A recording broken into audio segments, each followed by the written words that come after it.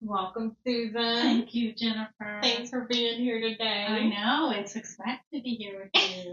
Always. I am always happy to see you and get to talk to you. Thank you. And so today, we're just always happy to get to have a conversation. And I think we could talk and talk and talk a lot. And so, we had a conversation the other day about what should we talk about today, because you have a beautiful story in so many ways, and I think we could talk about all different things in your story.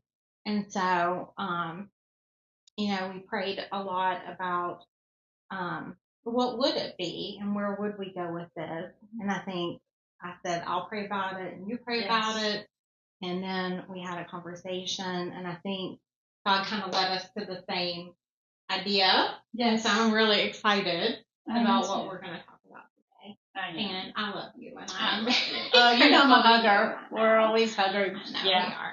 We are. And so maybe we can talk about first, so Susan and I really quickly have known each other probably, let's see, I'm looking at the year.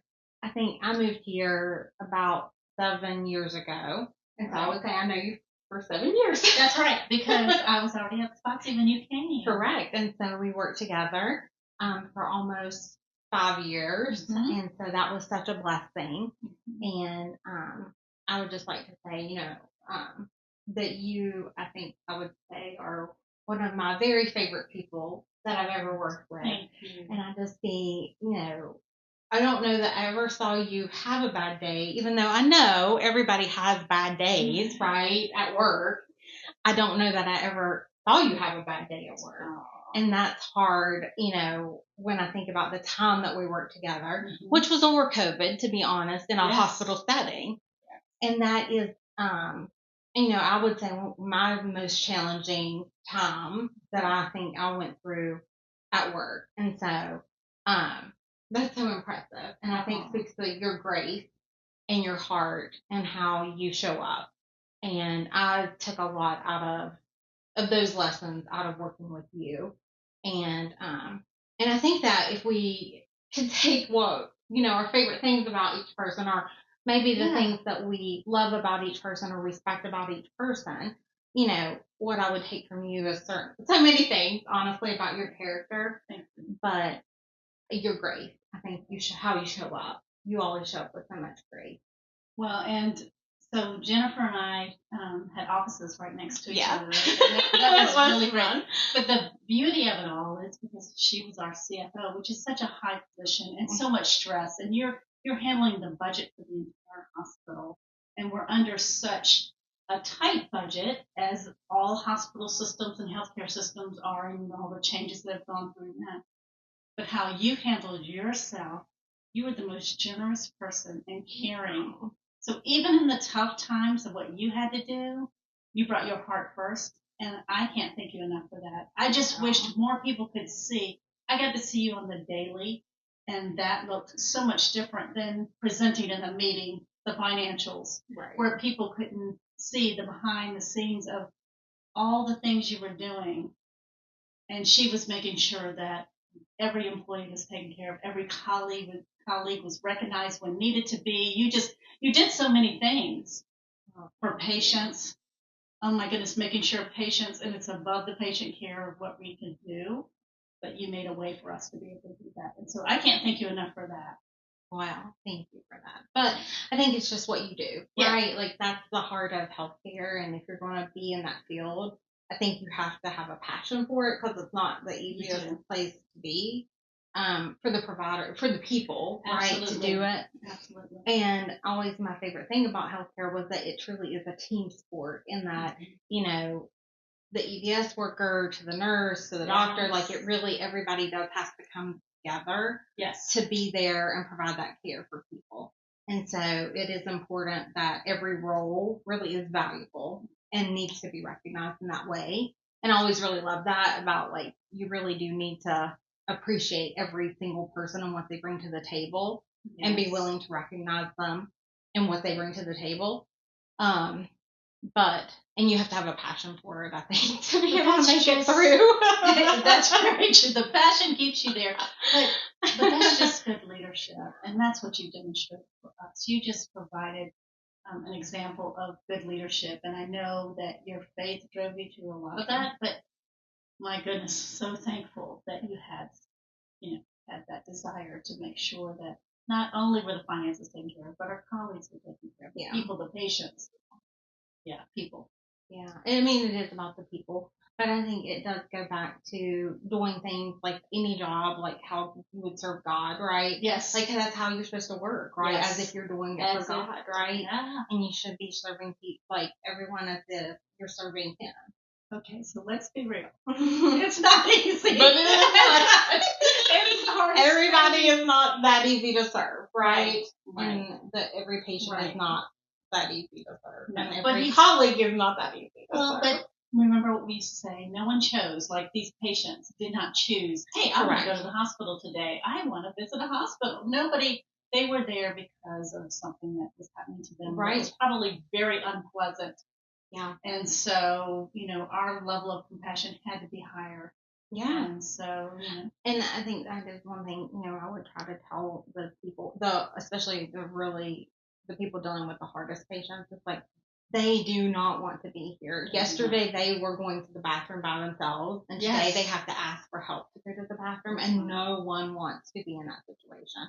And to do that is so uncomfortable, right? Like to be having to rely on someone and be so vulnerable and putting yourself or your loved one in the hands of a stranger is a very difficult place to be in. And so it makes, like, the person that you're being in that moment isn't your best self, right? Like you're sometimes not being your kindest self when you are the person in that seat.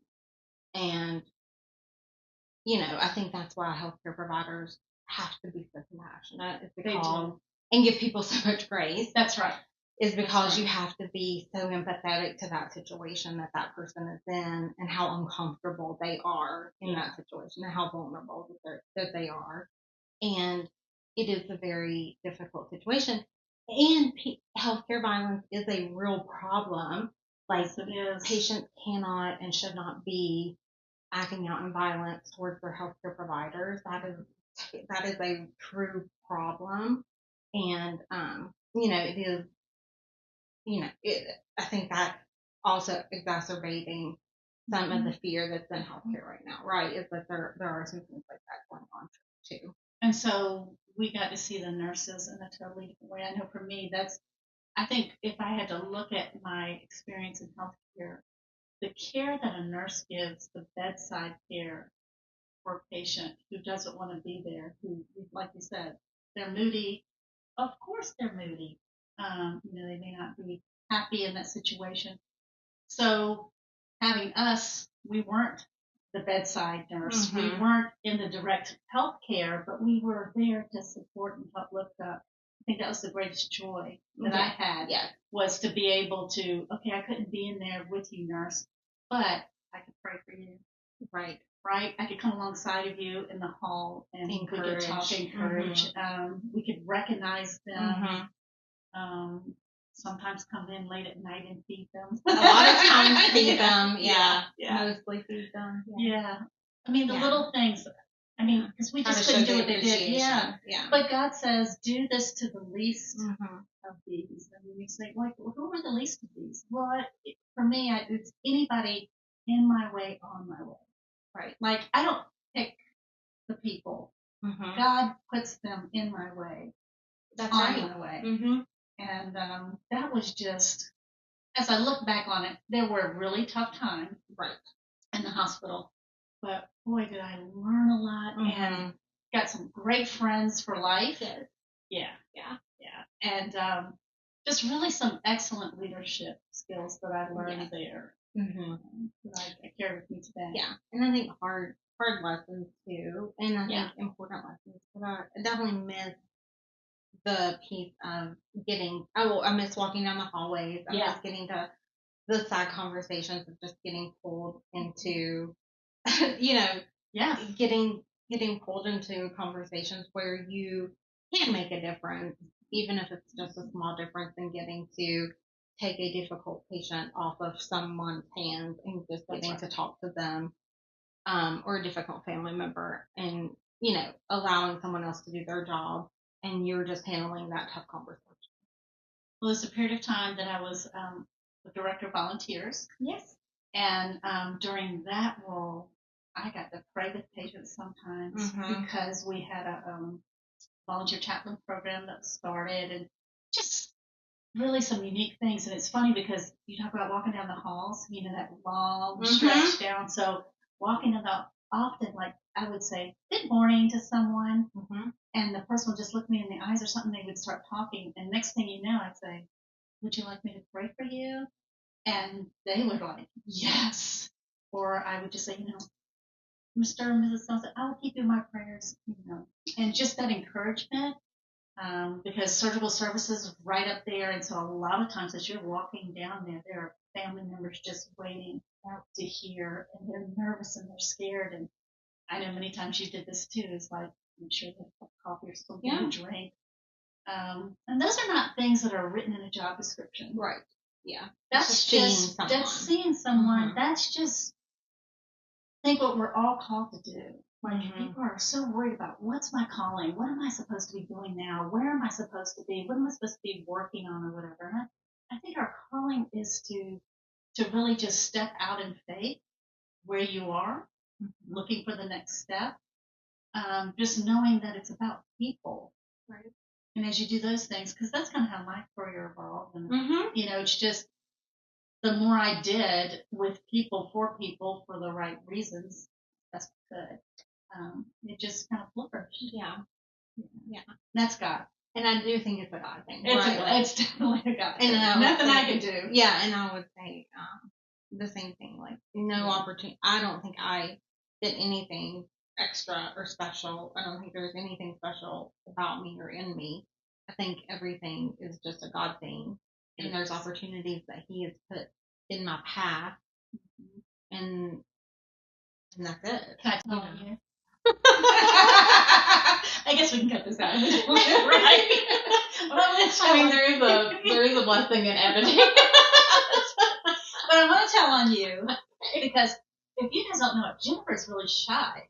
So I am, yeah. I was the director of marketing. She was our chief financial officer. So in the C-suite of where she was, there were lots of times she had to speak in front of all of the directors, all of the staff, maybe, just different groups, and she hated it. And so to see you do this now, this is what I'm talking about. Like, leadership is about stepping out in faith, even when it's uncomfortable. I have a quote that I have it on my email, and it says, "Life begins at the end of your comfort zone." That's where life begins. Yeah. And so Jennifer, when she would get up and speak or whatever, I hated it. Or she hated it. She didn't want to do it. I would beg her. And sometimes she would have to be voluntold by the CEO to do those things. But she did it, and she does it with such grace, and she does it well. So seeing this podcast, if you saw the first one, amazing.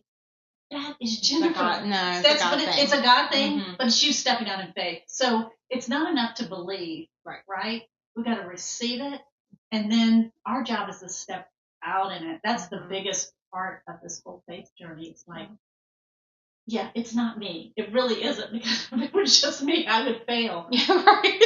But trusting God and look what He's done with you. It's obedience. Yeah. It's active obedience. Right. It's the obedience. And I have tried to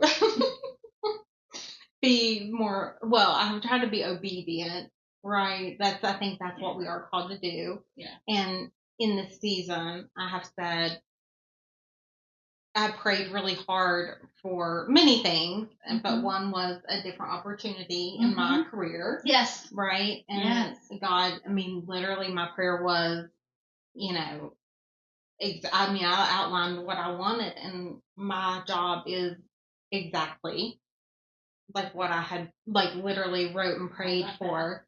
And then one of the things I had prayed for was a different church, church fit. And here I am. And so with that, I have said, well, I'm going to say yes.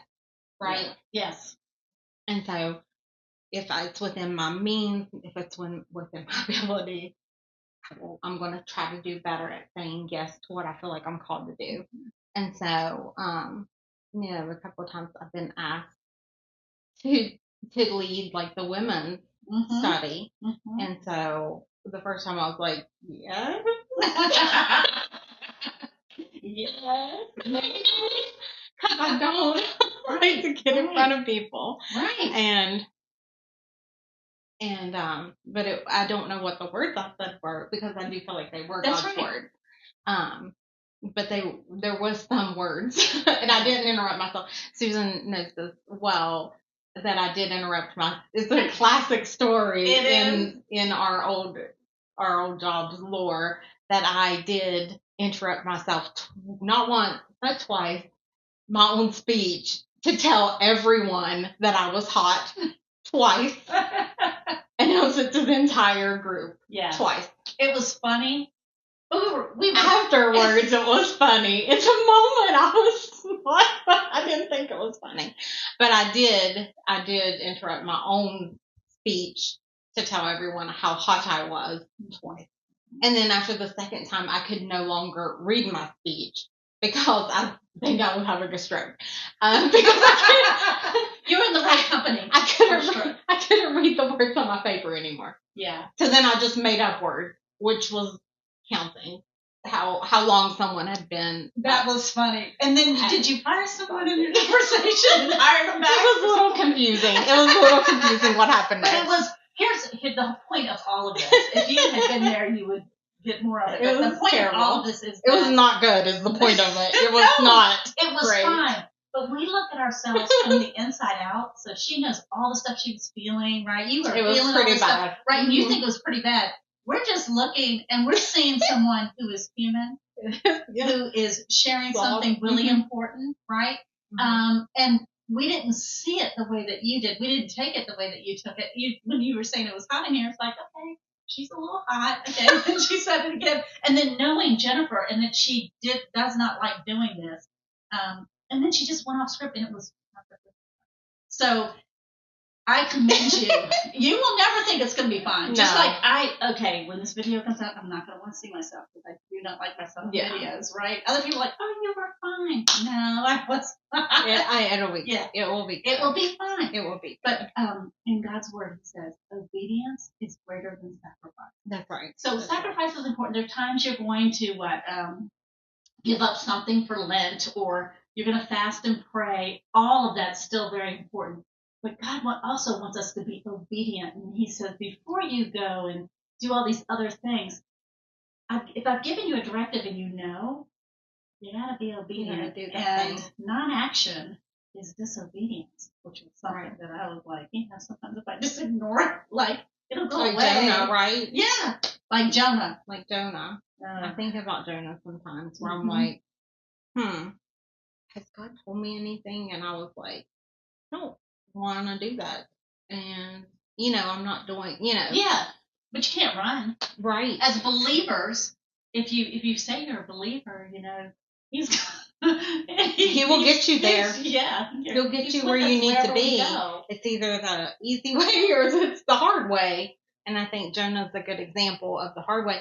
And then you think about the what happened, from Jonah completing what God had for him. Yes. And it's like, did Jonah have joy in because he still saw so many people come to God, right? He went to Nineveh. And I don't know that he saw, he had the joy in that he really should have had either, which is kind of unfortunate. Yeah. But God still got him where he needed to, where God's plan was for him to be. And I believe that about ourselves, right? Like at some point, like we do have free will to choose our path, right? Yes. But then there is a path overall that still God wants us to be on. And so we are still going to have some piece of his path, I think that we're still going to be on his path in some way. Like there's certain things he still needs to accomplish for his will. Absolutely. And his will is going to be accomplished one way or the other. Like outside of our free will. There's certain things that his will is still going to get accomplished. Exactly. So there was this pastor years ago who told this story, and I can't do it justice, so I'm just going to summarize it. But he was talking about how God will give you something, right? Mm-hmm. And like you said, we have free will, so I can decide to do it or not to do it. Right. But if I don't do it, God can still use someone else to do it. But the thing that's really important in this is that God chose us. Like he chose you for a purpose and a plan. And if you don't do that, yes, God is almighty. He can do anything. He can get somebody else to do it. But there still will be something missing in the way that you would do it than somebody else because we're uniquely made. And so the beauty of God asking you to do something because he loves you, he trusts you, he believes in you, and you are qualified. He equips the unequipped. Because I will tell you, I have been unequipped for some of the things that I've been tasked or asked to do. Right. Or even in my personal life to step into something that I have no clue of how to do it, whether it's an illness or raising children, any of that stuff. I mean, all those things. All those things, right? Mm-hmm. But when I believe in God and I receive that and I walk in faith, I take that step, it's like he equips me. It's like it comes from, it's not me, it's truly God working in and through me. It's such a wonderful gift. I mean, it is something supernatural. It is supernatural, yeah. We want everybody to have that, but also we all have our journey. Yeah. And mine's not like yours and yours is not like mine, although ours intersected. I know. And we have some shared experiences. Right. And I'm so thankful that ours did intersect. Because it has been a blessing. It has. And so let's talk a little bit about maybe some of your early experiences. Because I do think our early life can shape us. But then I think people take what they want to and make somewhat of their life, positive and negative, right, of their early experiences. And some, choose to do positive things right from that. And some maybe not so positive things. And so I think you had some struggles kind of early on. But what I think you've taken from that has been a very positive thing. I mean, you've had so many beautiful things that have came from that. Yeah, I have learned, I guess, more so much. And I wouldn't change anything about my early years. So a little bit of background is my mother and father met in Germany, fell in love, got married or, came to the States, had 3 kids. My mother, German, my father, African-American, Black, we have Indian in us, kind of all mixed up, right? Right. So, and I'm no spring chicken, so this was a while back when, that wasn't acceptable. People were very angry about mixed races, and there was a lot of stuff going on. So then you have this woman who is young and she's fallen in love with this man. She comes to America, leaves her family, and her family's kind of like, okay, if you do this, you can't come back. Like, this is your life, this is your decision. And they weren't so happy. Again, times have changed for a lot of this, and some of it hasn't. I mean, there's still some of that. People just don't like that. But anyway, so she comes here, she has 3 kids, and they get divorced. And so I don't remember my father living in the home raising me.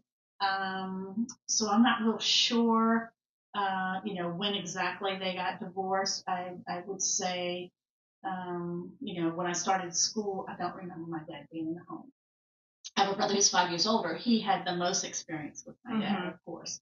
But that kind of threw us into a tailspin. Right. So my oldest brother, he was born in the late 50s, and so he went to school and there was fighting. It was still segregation and all kinds of stuff. So, identity crisis, there was alcoholism in my family. So it was just a lot of stuff going on in the house. Turmoil, right? A lot of turmoil. And I didn't really know how to navigate through, but I will tell you this. I remember I was on a swing set in the summer, just swinging or whatever. And I just remember it was like this peace that came over me or something. I was having thoughts in my mind, maybe thinking about my life. I don't know. But it was like everything was going to be all right. And I think as I look back, I'm like, that was you, God. That was you reassuring me, this little girl, everything's going to be all right. But at that time, I didn't know. Right. And, you just go on to the next thing. But my mom taught me to be independent. Mm-hmm. She really did. She passed away when I was 18, so that was another hurdle to get through, and then being divorced. But the thing I want to share, I think, today, because there's so many segments of the story, right? There's so many, right? Yeah. So, but the thing I think I want to share is what my mom instilled in me. So she believed. Her family was Catholic. A lot of her aunts were nuns in Germany. So she had that Christian base, but she couldn't go into a Catholic church because she was divorced, and it made her very sad. So, but I saw her praying on the rosary. I saw her, saying to me different things about God. And she made me strong and independent. And I think in her own way, even without church, she instilled in me, and she would send her kids to church. So we would go as kids. There was a Baptist church that was nearby. There was a bus for summer camp or whatever. We went to one of the camps or whatever. So I got that exposure, which is really, really, really important. But my mom believed. Mm-hmm. I heard her. I saw her. I know that she believed, and I know she believed in Jesus, and so that was really a pivotal thing. And I think knowing that when everything else was failing, I could see her and how she, with 3 kids, worked, did so the best she could. Right? Sure she did. She did. She kept us in our home. I'm not gonna say the lights didn't get cut off, or it did. It's hard. But I remember saying, I will not live my life like this all the time. I want something better. So in my 20s, I got baptized. I was saved earlier on during one of those camps or whatever, but in my 20s, when I was at college, I actually went back to church. And it was probably after my mom died, a lot of turmoil, and I had a broken relationship, all that stuff. And I was like, where do I go? And I went to church, and I sat there, and something just happened inside of me, and I just kept going back and going back. And then I was brave enough. My heart was beating one day, and I was like, I gotta get baptized. I was like, I'm going up there, and I go next Sunday and beating again. I'm like, and I finally got courage. But again, if anything from this talk we're having today that somebody could take away is, please exercise your faith. Get beyond your comfort zone with God. Yeah. Yeah. I think it is funny, like, how much peace it gives. It does. And I think that, I've lived a long time with faith, and I take it for granted sometimes, like the peace I live with. Yes. And I feel,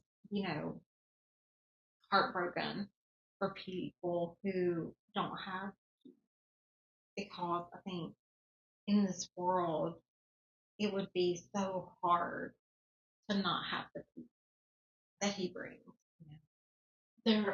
There's of course lots of studies, but the experts are talking about how anxiety levels are the highest they've ever been in our country and in our world. It's because we have access to so much information. Yeah. So somebody feels something, maybe they have a heart palpitation, or they get sick, they're Googling it, and they're just so many ways we cut on the news and we hear all the bad news, and we're seeing sickness in our families, right? Yeah. So anxiety is so much. Yeah. But God says, I can give you peace beyond understanding. Yeah. And I've experienced that peace. I have too. The times where you really are like, how do I feel peace right now? Like, how does my soul feel rest? Exactly. Because I know I shouldn't. I know right now I should not be okay. And yet I feel like everything's going to be all right. Everything's. Right. And it's because you have a foundation of faith. Yeah. And faith is not some frou-frou, made-up kind of thing. I'm sure you have examples, and I know I have examples of, I can't make this stuff up, how God has blessed me. Like, the things that have happened in my life when there was no way, and then God shows up. Right. And that's the peace. The peace is kind of like, no matter what, no matter how, I'm a fixer. I have had to learn to step back and allow God to take that place. Because I want to fix things. And when I do that, oh my gosh, it's like the biggest relief and the peace that comes beyond understanding. So when my mother passed, I was going into my second year of college. And when I went back to school and people heard about it, my friends or whatever, and they didn't mean any harm, but someone would say, "Oh my gosh, if something happened to my mother, I don't know what I would do. I don't think I could go on."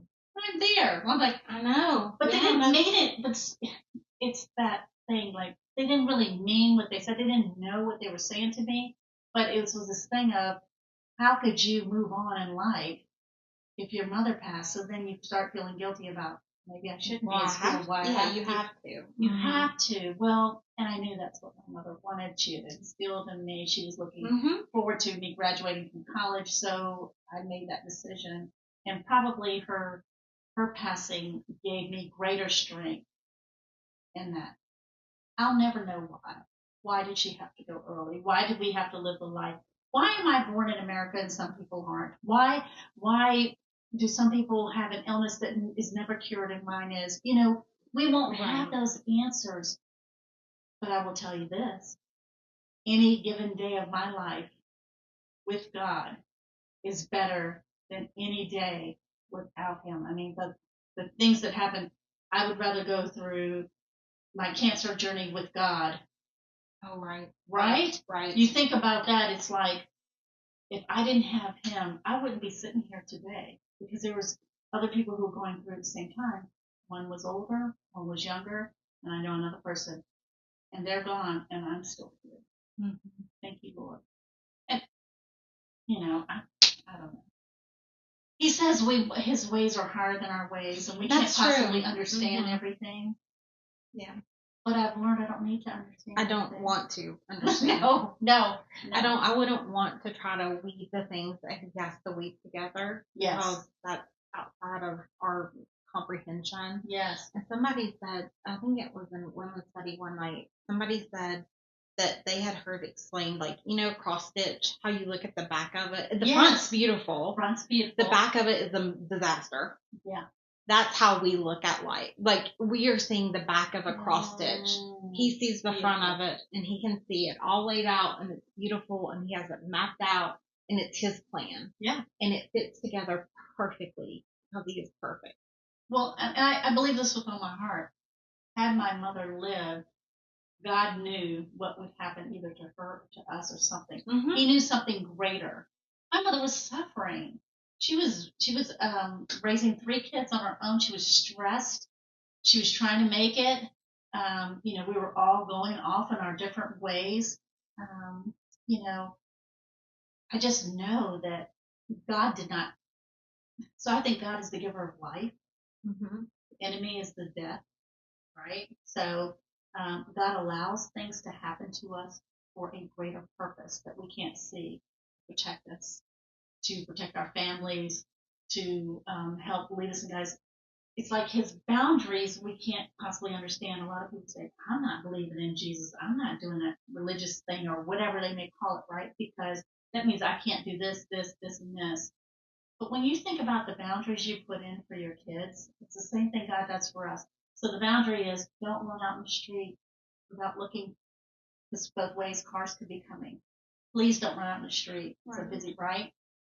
That's a boundary. That's the same thing God does for us. He says, if you're involved with someone and you're married, don't go off with somebody else. Why? That's a boundary because you will be hurt and it destroys lives. Mm-hmm. Do not get addicted. Not to say he doesn't say go have fun, whatever, but don't become someone who is addicted because guess what happens? It destroys lives. Mm-hmm. And so we can't possibly understand. We know this. Nobody lives for it. Right. Mm-hmm. And so that is a part of life. Yeah. And then I've always just thought our time is our time. Yes. We have a number of days, seconds, hours, whatever. And when your time is your time, it's your time. One of my favorite prayers, when somebody says, pray for me, I'm going through this or whatever, I always pray, dear Lord, because it says he has us in the palm of his hand and he has our time, right? Mm-hmm. And so I always pray, dear Lord, please heal Susan as she goes through this, the sickness, and for every day that you have ordained for her to live, that she would live it, not only just live it, but abundantly in good health and prosperity. And then I just go down all his promises. He promises us because he tells us to say it back to him, to tell him. And so those prayers have been answered. People have prayed that for me, and I prayed that for others, and I've seen those prayers being answered. So you don't have to give up. That's the hope. The hope is when we ask God to do what he says in his word he will do, he will do it. Yeah. He will do it. Yeah. But I think just coming up on like where people have to go when they go, it's kind of fruitless. Right. Right. We all have a time. We all have a time. It could be a very short time. It could be a very long time. Our time is our time, and you do what you do in your time to the best of your ability. That's right. And you need to use your time wisely. You do. It was so funny this morning. I told you that our pastor, I had nursery this morning, but we do a little huddle. Yeah. And our pastor, before we did communion in huddle, because they do communion on the first Sunday, but he said, God wants your time, talents, and treasures. And so that's what we were talking about. And specifically about time, and that we need to be cautious about how we're using our time, and that we are numbered, that it says, teach me to number my days. Yeah. And that make sure if I'm numbering my days, that I am using that time wisely with the number that I have left. Yeah. And that, was a reflection, right? That's what we were supposed to reflect on today. And I was like, that's funny, because that's what we are going to reflect on today. Because, I think one thing that you do so wisely with your time, it has always been to serve. And I think that goes back to this a little bit, in that because your mom and what she instilled in you is such a good work ethic, and the strive to not a little bit want to have the same life. I have that same story a little bit. Like, I did not want to have the same life in a way. Right. I want to not necessarily to have more, just different. Right. A Absolutely. different. Something better. And maybe, better, and maybe definitely in a more probably faithful. Yes. So not a little different than yours, because your mom is very faithful. Yes. But I definitely wanted to have a more faithful way in which I constructed my household, I think. Right. But also a different community way that I, to provide for my kids too. Yes. And I think that is very similar.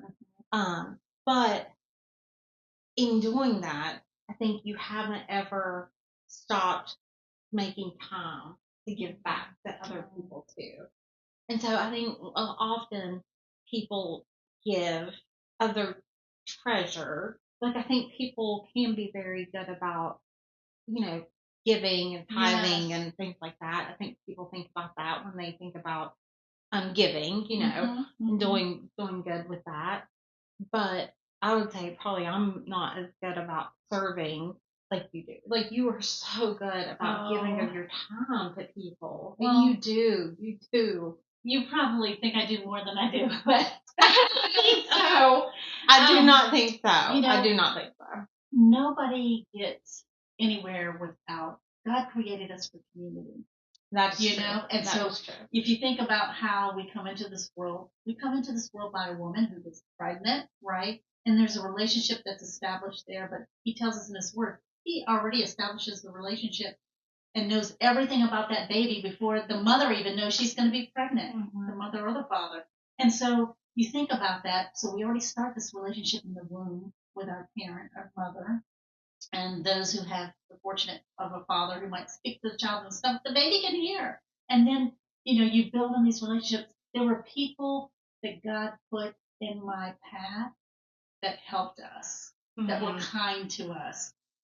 They were neighbors and friends. My father remarried. I have a stepmother, and so there along the way in my careers, there was always somebody there who kind of believed in me and gave me a chance and looked out for me. That kind of stuff. So it's like, wow, it is the importance of, so I feel obligated to a certain, Yes. like I can't give God, I try to give and give and like, you just can't outgive God. I The do more know I give, that the more is he true. gives I more. do know that is true. And we don't do it Yeah. for that reason, No. but no. we do it, you know I do it because there were just so many people. If I could just name all the people along the way who have been so kind to me and just, I'm blessed. Mm-hmm. When I always said, you know, we would do this thing where we would introduce ourselves to like the new hires. Yes. Again, Yeah, another thing those where I would days. have to stand up and speak. But I would always say, you know, I never believe, you know, there were people along my journey who clearly saw something in me that I never saw in myself, Yes. right? Yes. And so I always did love mentoring people in my career because I always felt an obligation to give back Exactly. to people. Exactly. And definitely as a professional because of that. Because Yeah. of the, like, if I wouldn't have had people who saw something in me, I never ever thought that I would be a CFO ever because I didn't want the spotlight. Right. I never wanted to be Right. deferred to for decision making, even though you know I could certainly make decisions, but yes. I never wanted to be, you know, the center of attention. Right. So many things, so many Right. reasons, and yet clearly there were people who saw something in me that I did not see in myself. But I would say I think God put them Yes. in my path Yeah. and gave those opportunities and those people to me and gave me, you know, gave those opportunities.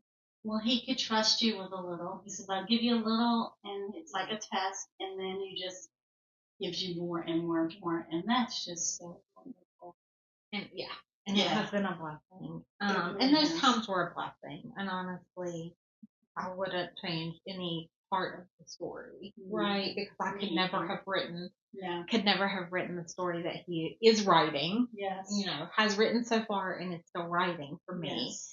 And I know you felt the same way about your story, even though it's had like some really hard times, right? Yeah. Like, and I had some really hard Yes. times. Too, you know, going through a loss of a parent. Those Yes. are hard things Those are to hard go things. through. Yeah. Especially like so young, you know, that's really hard. Mine was much later. And yet it never is easy. It never is. And because they hold such a special place in your heart and you're connected. Mm-hmm. The beauty of faith, and knowing that my mother is in heaven, that one day I'll see her again. That's the other part of people say, well, why would you believe in God? You can't see him, you know, things have happened to you. Well, there's so many reasons. One, because he has revealed himself to me. And that's through prayer, right? Spending time with him, getting in those places, taking chances in faith, taking a faith step, and he just reveals. But it's just, I don't know how people live in this world without something. We all believe in something like without faith. Right? We just need it. Yeah. You've demonstrated so many things, and I know our walks have been similar and different, but overall, time. I have more years now behind me than I do in front of me, and that's reality, right? I've got to face that reality, and knowing that, I made a decision, probably consciously when I retired, so to speak. Yeah, she's the busiest. Retired. She's the busiest. I will never give up person coaching and helping people. I just can't. In the world. You know, I just made a promise that the days that I have left, I lose sight of it sometimes, but I try not to, is that I really want to do the things that God would want me to do, to be pleasing him. The fulfillment that I get, like just helping someone, being here with you, doing book club and things I do. It's just real life. I don't want to do fake life anymore. I want to do real life. I want to have real conversations with real people, and sometimes that means crying with someone and celebrating, and that's life. That's living. Yeah, and I think that's an act of obedience too, right? Yeah. And I think I was, this. I think you were probably, I know I told Brian and I told Heather and I told you and some that I was looking to leave, that there was a plan. Yes. And it was months before it happened. That's right. It was months of praying before it happened. Mm-hmm. But I think I had told you, that I felt like God was leading me. Yes. And I was going to step out in faith and work on leaving. Exactly. But it was months before it actually happened. And that's our problem. So I'm glad you said that. Because it seems like you pray, you get an answer. No, it does not work like that. Timing, God's timing and our timing is rarely the same. I remember I was in a place and I was ready to go. Things were very chaotic, and God said, "The door's open, but you can't go through."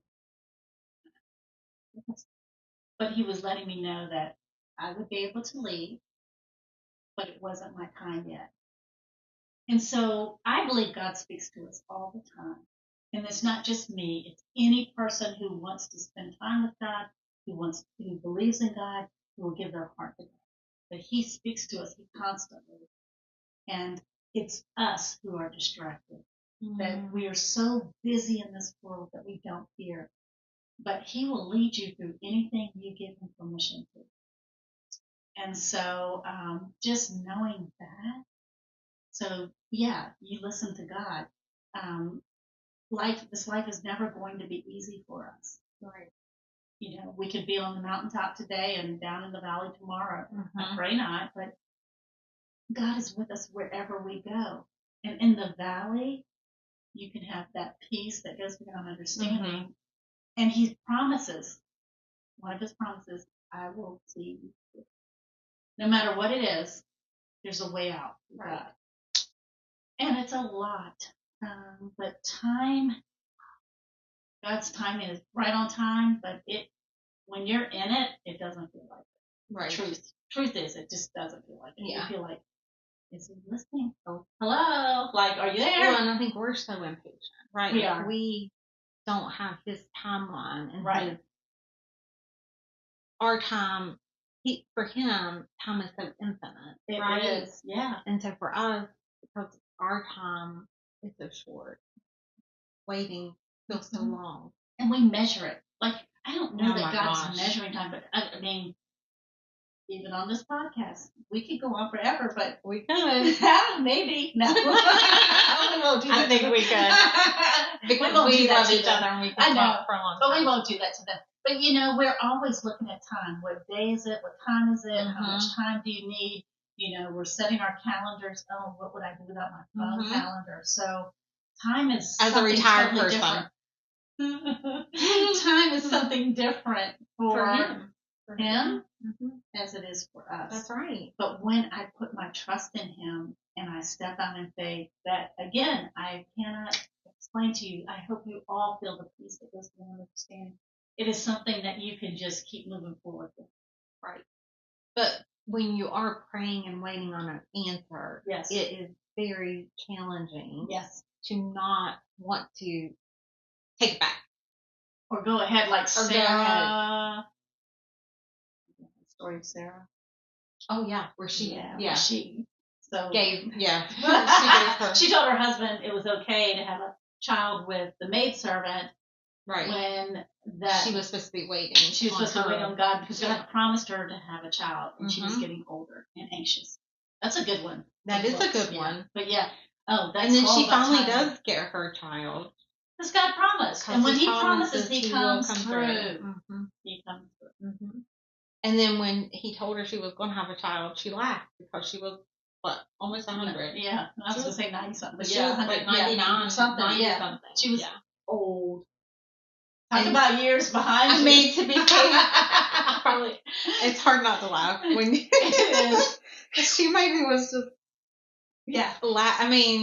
laughing like one would do if they were going to be told they would have a child. And right. Really, God, did you miss that boat? Yeah. No. Like, can't wait to chase the kid around now. But that is the other thing. I believe God has a sense of humor. He does. I mean, Yes. clearly he does. Yes. Yeah. I think somebody was like, look at the, like, is it like the platypus or something? Like some fun animal. Yeah. You know, and you know that God has a sense of humor. Oh, he does. You know? Yeah. Oh, yes, he does. Yeah. He does. But, I mean, definitely things have happened to me, and I'm like, funny. It's hard not to talk to him sometimes like that. Like, I feel like we have like conversations sometimes, like, it just goes on during the day. I don't know. Yeah. You know, sometimes I pray and I feel like it's just like an ongoing conversation during the day. And then sometimes it's like that, like where you're almost like having a conversation with your really good friend and you're like, that's funny. You know, like, thanks for that. Yeah.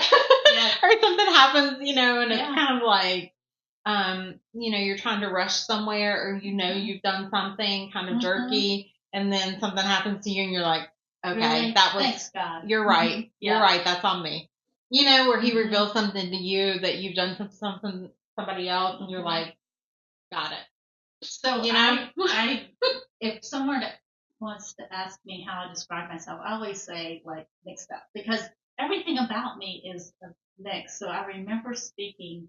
It was probably like 200 people in the room or something. And for some reason, you know, I said, before I had gotten on stage, I'm like, I have my favorite drink. It's a white chocolate mocha. And then I just started laughing. Like, so you talk about how embarrassing, right? What you did, like, it's hot in here. And you're in front of all these people. And I'm like, they're looking at me like I'm crazy.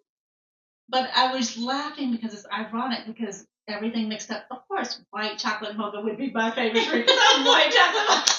Whatever. I'm like, okay, God, you are really funny. So, yeah, we all have those faux pas. This might be another one. But that's just fun. And so I said, like, you're really funny, God. Yeah. Yeah, I can say that. You can say that. I was like, it just hit me all this time. I don't know, for years, that's been my favorite drink. And just suddenly, I'm talking in front of all these people, and then I remember, you know, I'm like, I make the connection. Okay. But God. Exactly. But God. And so I think he absolutely is. We are created in his image. We are. And we laugh, yes, right? We are created to laugh. We get angry, sad. Jesus wept, right? It's in the Bible, shortest verse in the Bible. He was 100% human, Jesus, on this earth for 33 years. Wow. 3 years with the disciples. I mean, just a whole amazing story. Thanks for joining us for part 1 of our chat with Susan. You can always go online at www.I.Am.Unworthy. If you need prayer, we'd be happy to come alongside you and talk to you and help you learn anything you need to or help you in any way we can. We'll have part 2 in about a week, and in the meantime, have a blessed day. Thank you.